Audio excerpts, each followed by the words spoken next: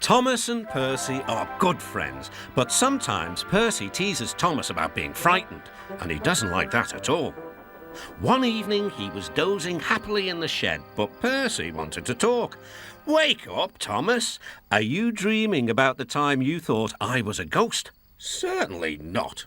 Anyway, I was only pretending to be scared. I knew it was you, really." Percy went on teasing him.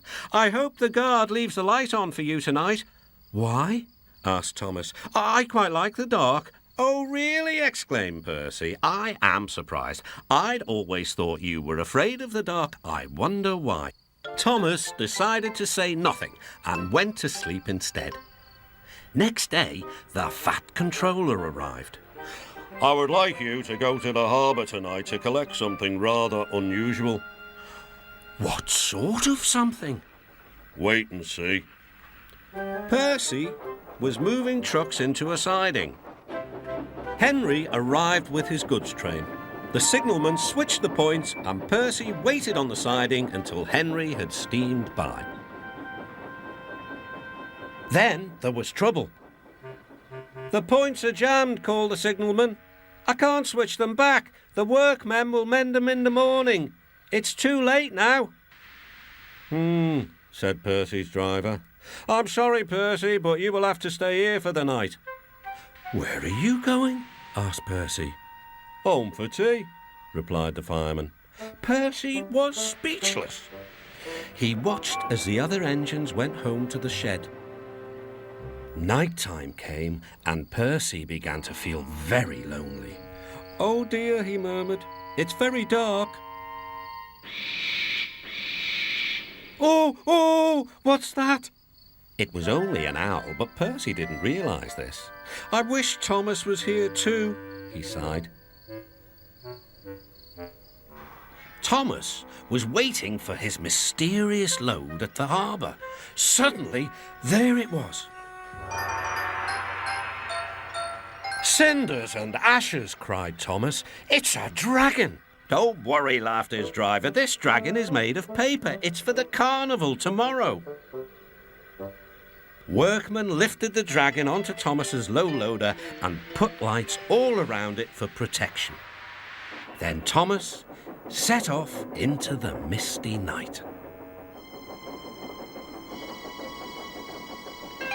Percy was asleep in his sidings and had no idea that Thomas was approaching him.